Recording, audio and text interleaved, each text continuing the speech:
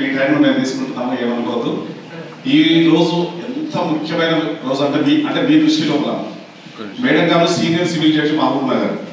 మీరు ఎప్పుడైనా సినిమాలో చూస్తుంటారు జడ్జీల వాళ్ళను, మీరు ఎప్పుడైనా చూసినా జడ్జీలో చూసినా madam senior civil judge Mahabubnagar మీకోసం లీగల్ లిటరసీ అని చెప్పి అదే పిల్లలకు అన్ని నేర్చుకుంటారు, సైన్స్ నేర్చుకుంటారు, సోషల్ నేర్చుకుంటారు, మ్యాథ్స్ నేర్చుకుంటారు, హిందీ నేర్చుకుంటారు, ఇంగ్లీష్ నేర్చుకుంటారు. కానీ ఈ న్యాయం లీగల్ లిటరసీ ఇది లేదు, వీళ్ళకి కాస్త పుస్తకం కొంత చెప్పాలని చెప్పి మహబూబ్ నగర్ నుంచి మీ కస్తూర్బా స్కూల్ సెలెక్ట్ చేసుకుని ఇంత దూరం వచ్చింది మీకోసం.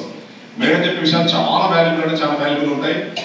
మీరు అవి ఎంత గుర్తుపెట్టుకుంటారో మేడం చెప్పే విషయాలు కూడా అవి కూడా గుర్తుపెట్టుకోవాలి. అవి గుర్తుపెట్టుకుంటే what is right what is wrong అనేది మనకు తెలిస్తే నెక్స్ట్ మనం మా దగ్గరికి మా వరకు రాను మీరు, అవునా కదా?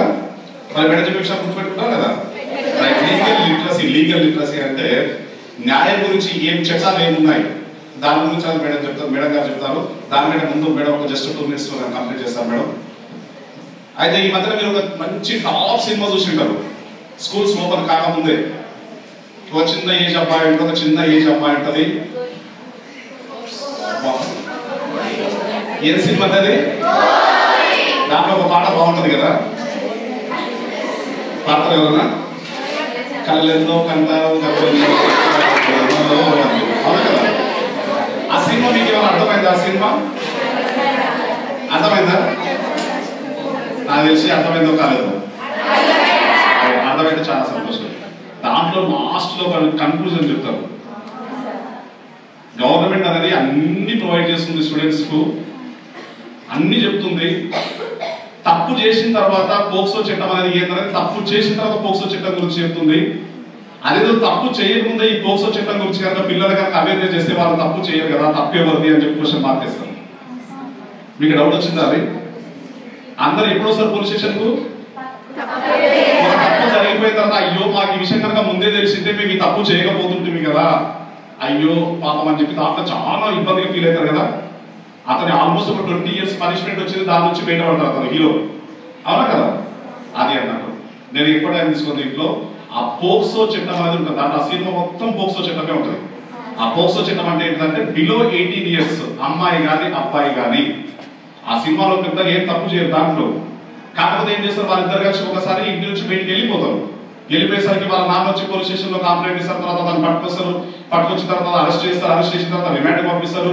రిమాండ్ పంపించిన తర్వాత కోర్టులో ట్రయల్ నడుస్తుంది. లాస్ట్ అతనికి శిక్ష పడే టైంలో అతను శిక్ష నుంచి బయట పడేస్తారు, అవును కదా?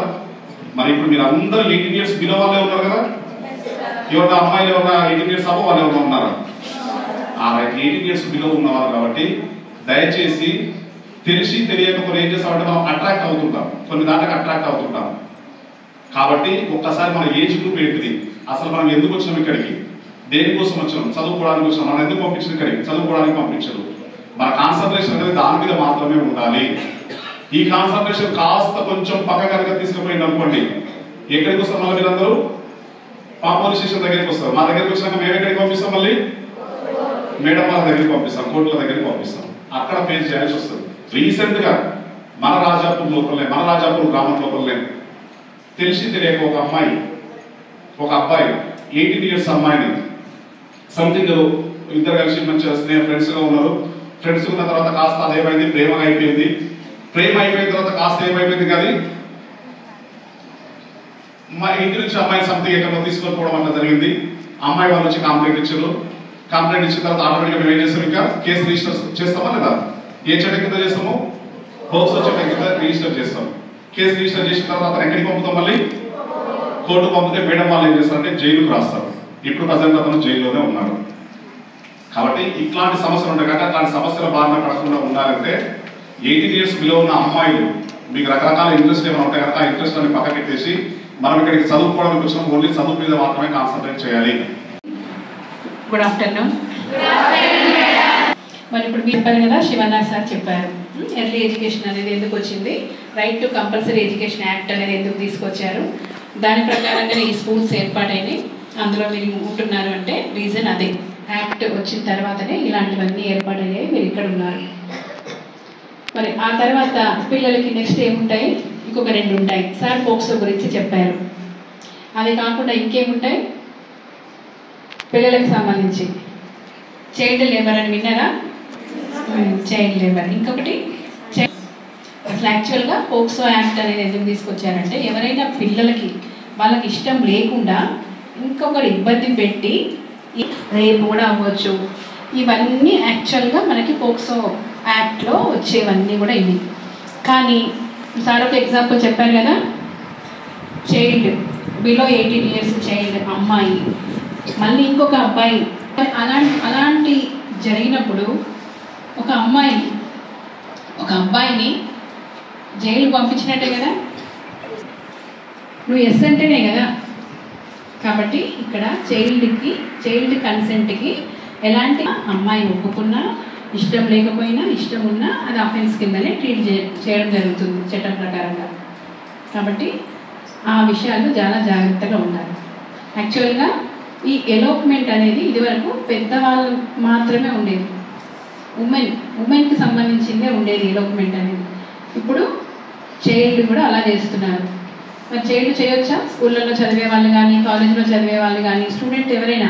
చైల్డ్ అంటే జనరల్గా స్టూడెంటే ఉంటారు, ఎందుకంటే మనకి చట్టాలు వచ్చినప్పటి నుంచి కంపల్సరీ చదువుకోవాలని చెప్తున్నారు. కాబట్టి ప్రతి ఒక్కరు కూడా స్టూడెంట్ లైఫ్ అనేది 10th వరకు అయితే గ్యారంటీ కంపల్సరీ.